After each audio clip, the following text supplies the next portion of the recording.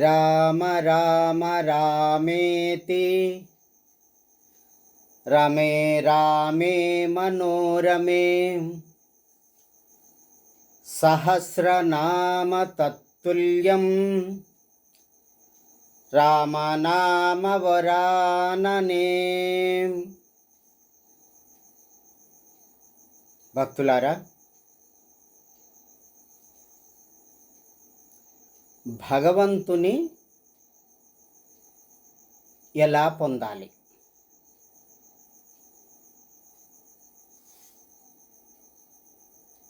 అనే విషయం ఈరోజు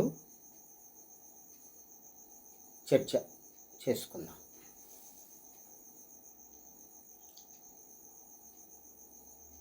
భగవంతుడు ఎక్కడుంటాడు? ఎక్కడ వెతకాలి? ఏ విధంగా ఉంటాడు? ఏమి చేయాలి?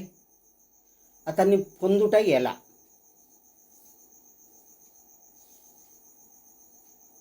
ఇది మనం ఆలోచించవలసినటువంటి విషయాలు.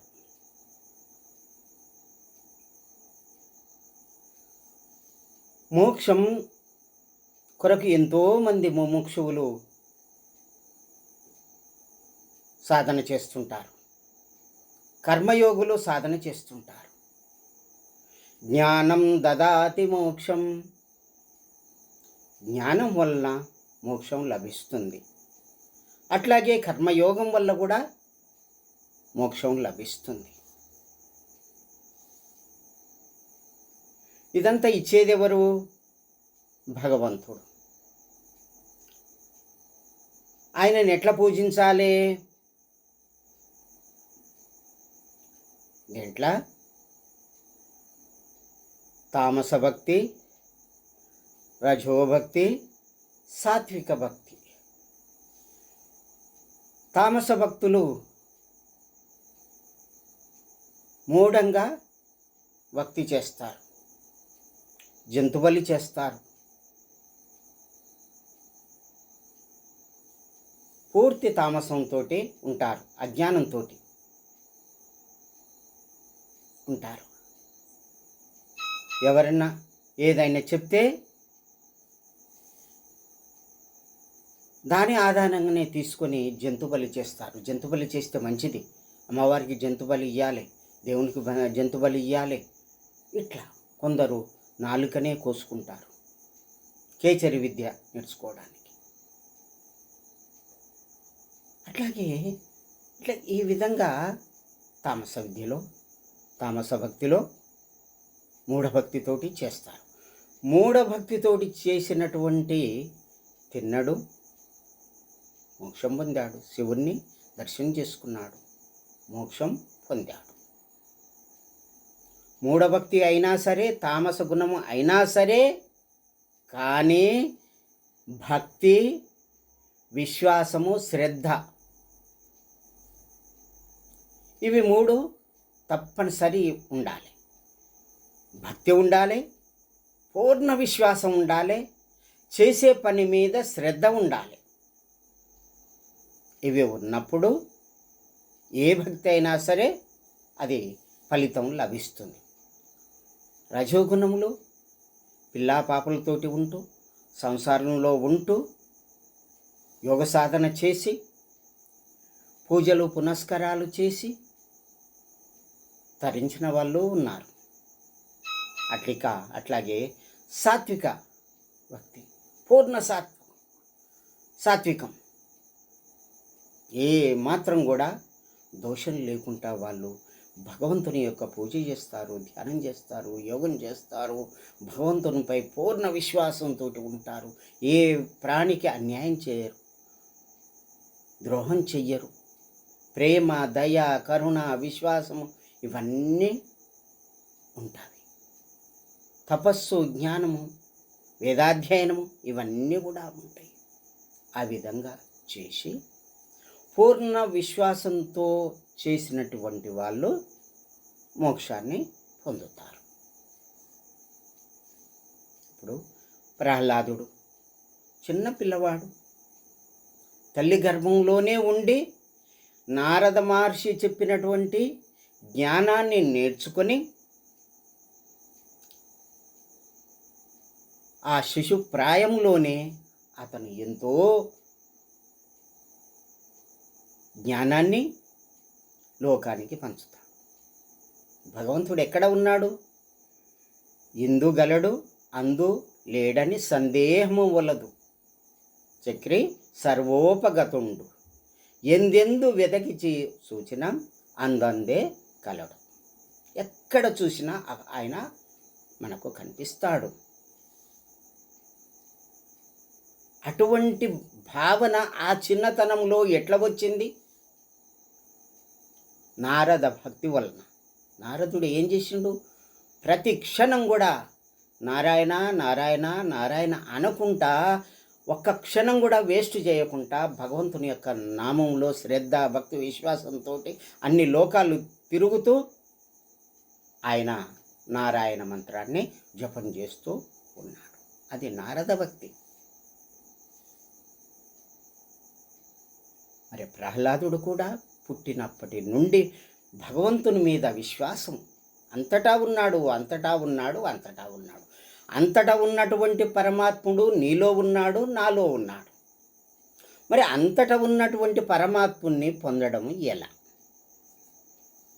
ఇక్కడ మనము పూజ చేస్తాం. పూజలు ఎన్ని రకాలు? మూర్తి పూజ, ఆత్మ పూజ. మూర్తి పూజ అంటే విగ్రహాన్ని పెట్టుకుని, ఏదైనా సరే భగవంతుని యొక్క విగ్రహం పెట్టుకొని శ్రద్ధాభక్తులతోటి, పూలతోటి, పండ్లతోటి, ధూపదీప నైవేద్యాలతోటి పూజిస్తాం. అక్కడ శ్రద్ధ అనేది కనిపిస్తున్నది, విశ్వాసం కనిపిస్తుంది, భక్తి కనిపిస్తుంది. కాబట్టి అది పూజ అవుతుంది. శ్రద్ధ భక్తి విశ్వాసం ఆ మూర్తి లోపల అతను చూసుకుంటూ ఇతనే భగవంతుడని తాను విశ్వసించి పూజ చేస్తున్నాడు. అదే ఆత్మవిద్యకు ప్రారంభం అవుతుంది. దేవాలయానికి పోతాం, పోయిన తర్వాత దేవాలయం దగ్గరికి పోగానే నీ యొక్క మనసు ఏకాగ్రత పొందుతుంది. ఎందుకు? అక్కడ దేవుడున్నాడు, ఇక్కడ జీవుడున్నాడు. జీవాత్మ పరమాత్మలో ఏకాగ్రతమై ఉండి అక్కడ పూజ చేస్తాడు. అడిగి పోంగనే కంట్రోల్ అవుతుంది. ఎందుకు? ఎట్లా అవుతుంది? ఏకాగ్రత వస్తుంది. దేవాలయానికి పోంగనే భక్తి విశ్వాసము, దండం పెట్టాలనిపిస్తుంది, కొబ్బరికాయ కొట్టాలనిపిస్తుంది, ఊదుబత్తీలు వెలిగించాలి, దేవునికి పూజ చేయాలి, మాకు మంచి జరుగుద్ది, మా కుటుంబానికి మంచి జరుగుద్ది అనే విశ్వాసం వస్తుంది. అది ముఖ్యంగా ఉండాలి. అందరూ చేస్తారు, కొందరు విశ్వాసంతో చేస్తారు, భక్తి చేస్తారు. ఆ చిన్నదే ఎక్కువై ఏకాగ్రతతోటి కూర్చొని భగవంతుణ్ణి ఆరాధించేటటువంటి, ధ్యానించేటటువంటి విధి సమాధి స్థితికి చేరుకుంటారు. రామకృష్ణ పరమహంస కాళీమాతను పూజ చేస్తూ ఏం పని లేక ఆమెను చూసుకుంటూ కూర్చునేది. అతని మనసులో ఏ ఆలోచనలు రాకపోయేది. అది యోగమైంది. అమ్మను చూసేది, కూర్చునేది అమ్మతోటి. ఆ విధంగా ఉండేసరికి శుద్ధ మనస్తత్వం అయిపోయింది, నాడి శుద్ధి అయిపోయింది, కపాల శుద్ధి అయిపోయింది, దేహశుద్ధి అయింది. ఎప్పుడైతే ఆ విధంగా అవుతుందో మనసు నిలబడుతుంది. అమ్మ వైపే చూస్తూ అట్లాగే కూర్చునేవాడు. అతని భక్తికి మెచ్చినటువంటి అమ్మ వచ్చి మాట్లాడేది,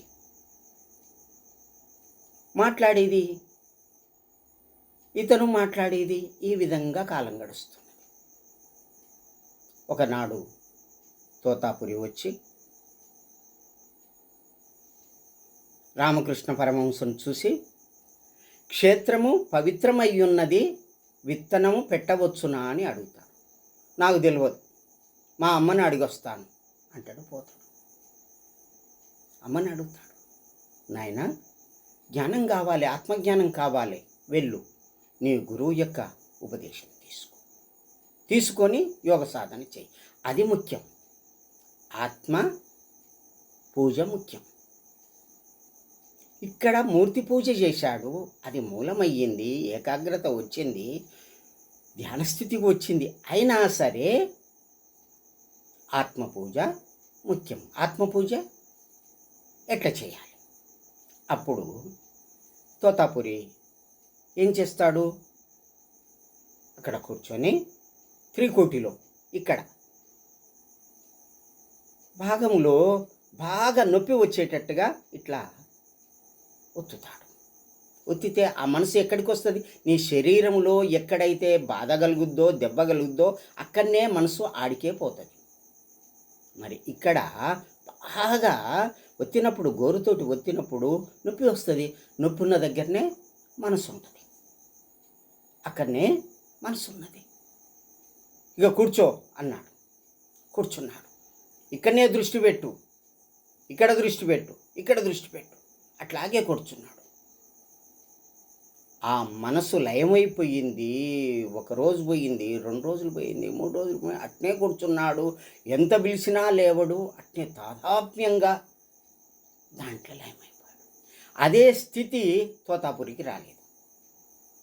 పూరి జగన్నాథ్కి వచ్చి అక్కడ ఆశ్రమం కట్టుకొని, అక్కడ పాములు ఉంటాయి, తేళ్ళు ఉంటాయి, ఒక చిన్న బోర్డులాగా ఉన్నది, అక్కడ అక్కడ అక్కడ కూర్చొని సాధన చేస్తాడు. 300 సంవత్సరాలు నేల మీద తిరిగేవాడు, అడవులలో కూర్చునేవాడు.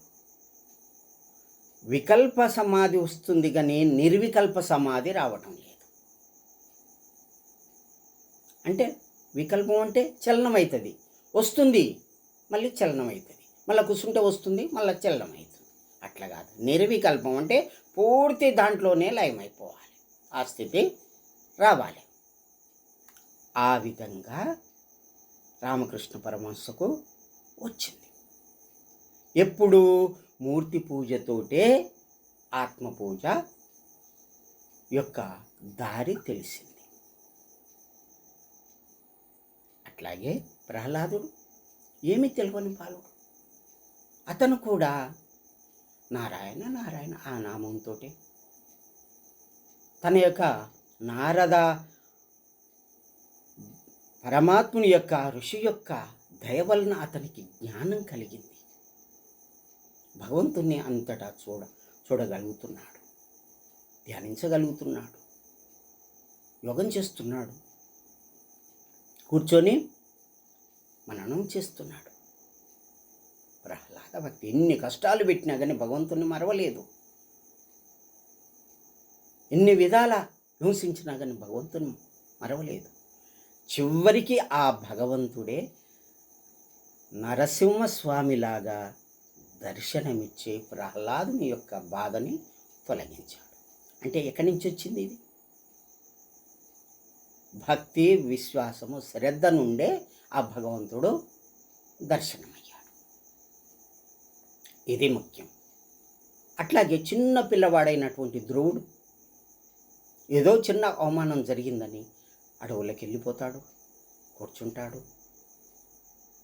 కూర్చొని ధ్యానం చేస్తాడు. మహావిష్ణువు దర్శనం అవుతాడు.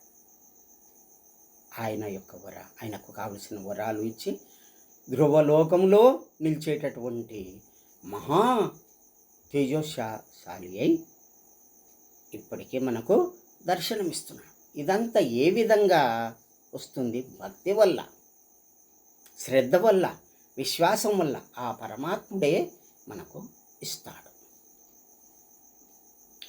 అట్లాగే మరి ఆత్మవిద్యను ఏ విధంగా పొందాలి?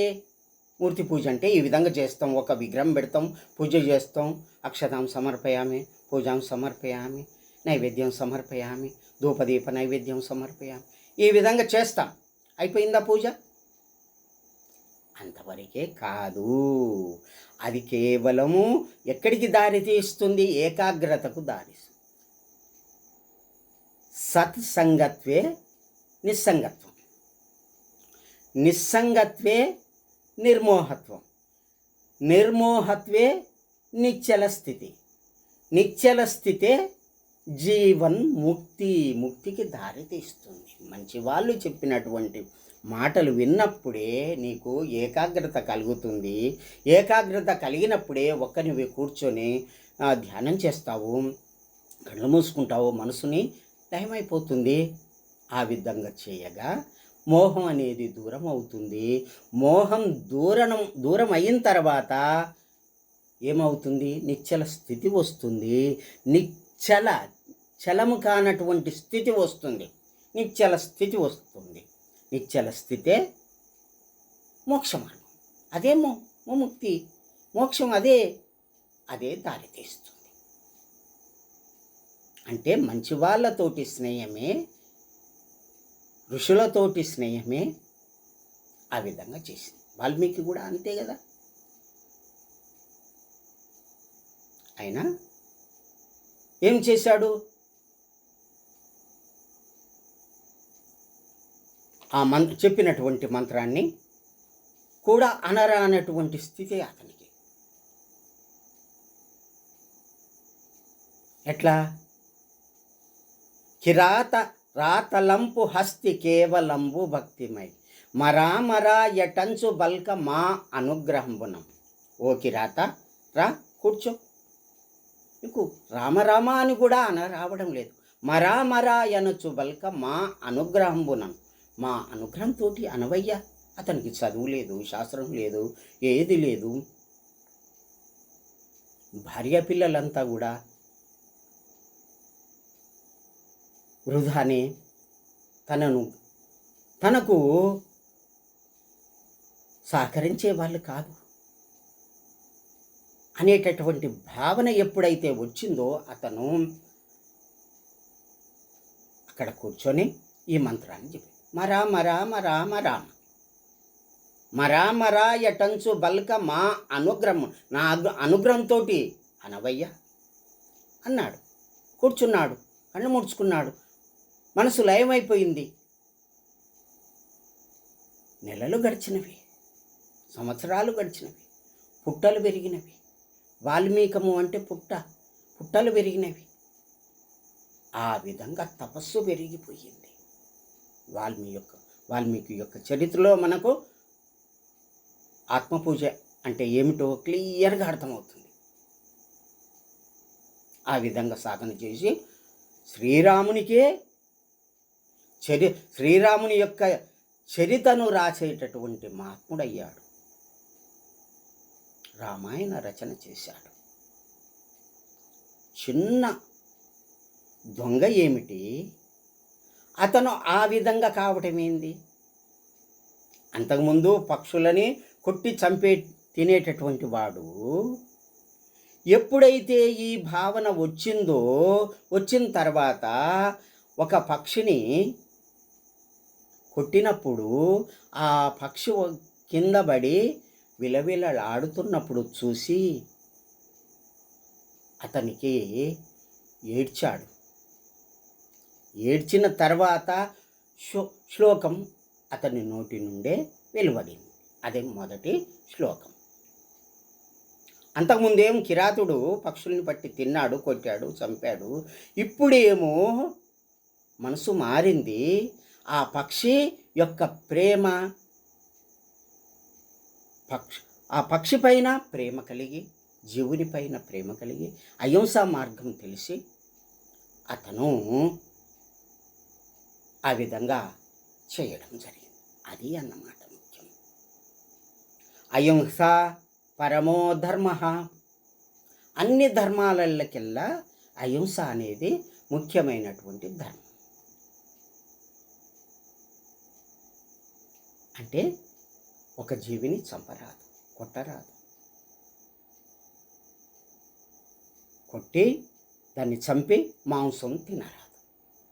మాంసహ అత్తి మాంసం. మాంసం అనే పదానికి అర్థం నన్ను, సహా అది, అత్తి తింటుంది, నన్ను అది తింటుంది. అంటేంది? నా పుణ్యం దానికి పోతుంది, దాని యొక్క పాపం నాకు వస్తుంది. నేను కోడిని తింటే నేను కోడి అయి పుడతాను, దానికి మానవ జన్మ వస్తుంది. మాంసహ అత్తి, దానికి పుణ్యం వస్తుంది, నాకు పాపం వస్తుంది అని మాంసం అనేటటువంటి శబ్దంలోనే ఉన్నది. కాబట్టి మాంసభక్షణ అనేది యోగికి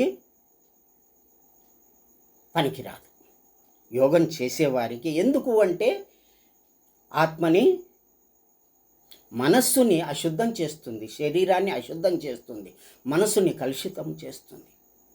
కాబట్టి మాంసభక్షణ అనేది పనికిరాదు.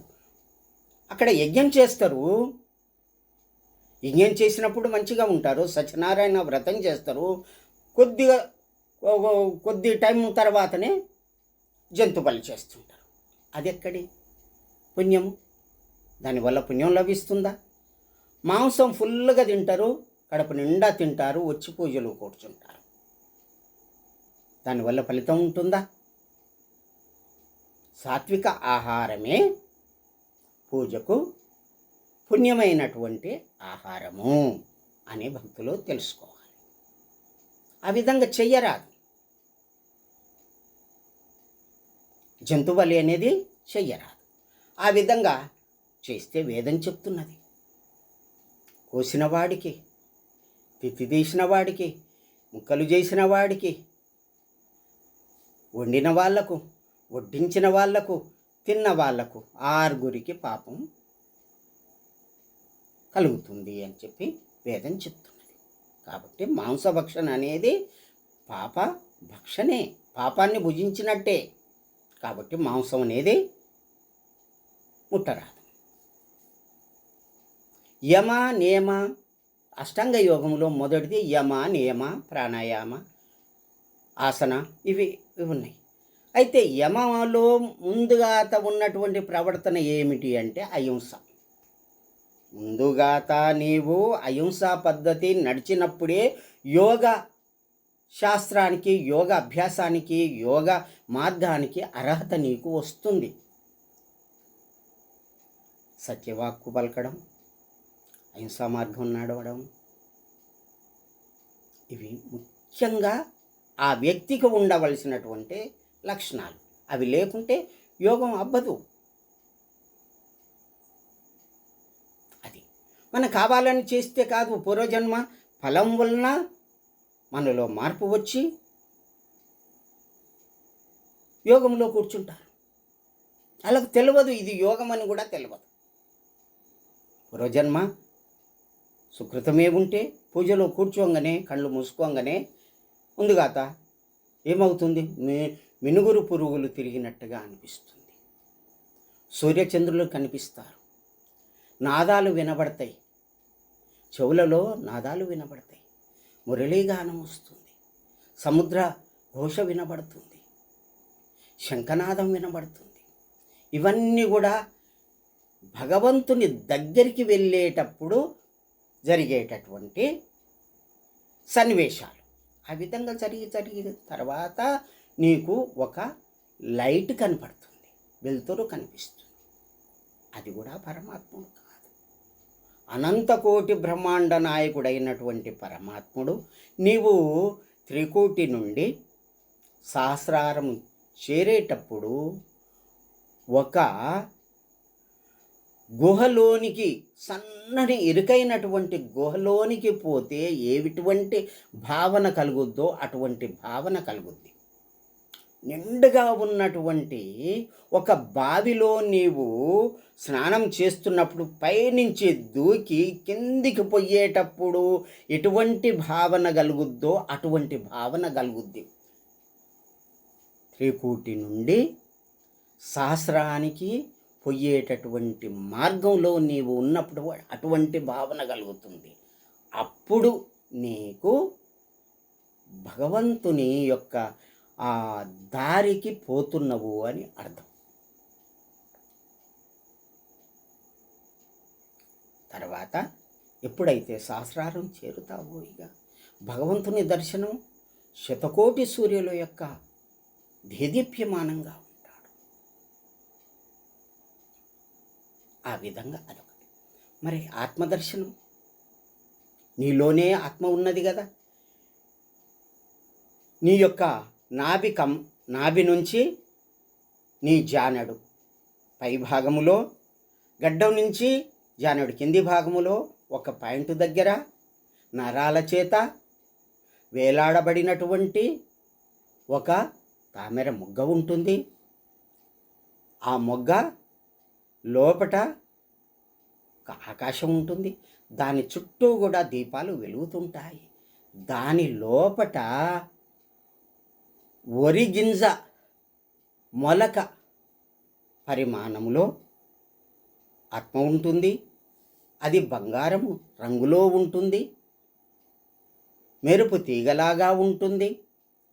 అది ఇంకా ఏ విధంగా ఉంటుంది? శివుని యొక్క తెల్లదనము, విష్ణువు యొక్క నల్లదనము రెండు కలిపితే ఏ రంగు వస్తుందో ఆ రంగులో ఆత్మ ఆ విధంగా అక్కడ ఉంటుంది. ఆ ఆత్మ ఏం చేస్తుంది?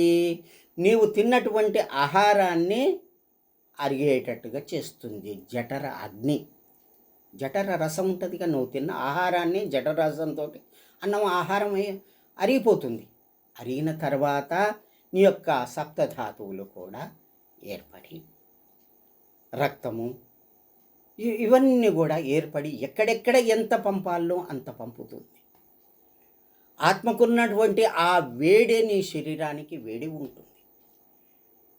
ఎటువంటి ఇది లేకుండా నీ ఊపిరితిత్తుల్ని ఆత్మ చలనం కలిగేటట్టుగా చేస్తుంది.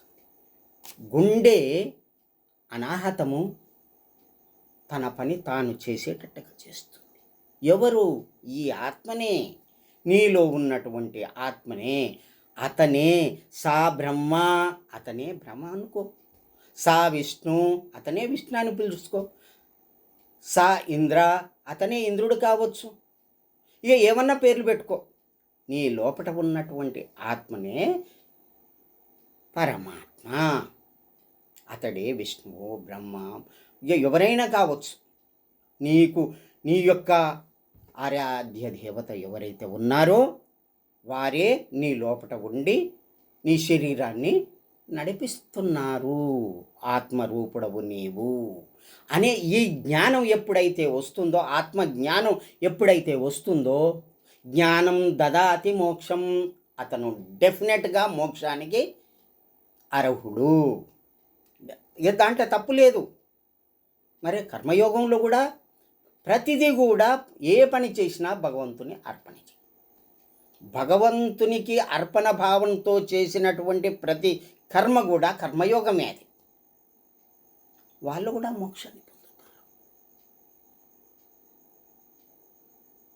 కాబట్టి మోక్ష ఆపేక్ష కలిగినటువంటి నీవు భగవంతుణ్ణి ఏ విధంగా పొందాలనేటటువంటి శ్రద్ధ, భక్తి, విశ్వాసాలతోటి ఈ విధంగా చేస్తే శ్రీరామ రామ రామేతి రమే రామే మనోరమే సహస్రనామ తత్తుల్యం రామనామ వరాననే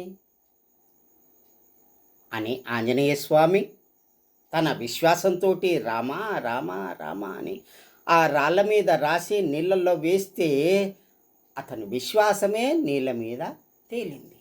నీవు కూడా ఈ ప్రపంచంలో భగవంతుని యొక్క స్థితి ఏమిటో తెలుసుకొని నీ యొక్క ఆత్మశక్తి చేత నీవే పరమాత్మునివి అయిపోతావు.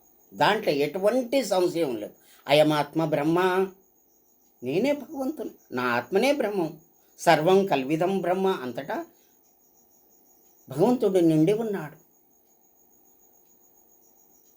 తత్వమసి తత్ త్వం ఆసీత్, ఈ మంత్రాలు అన్నీ కూడా నా గురించే చెప్పబడుతున్నవి.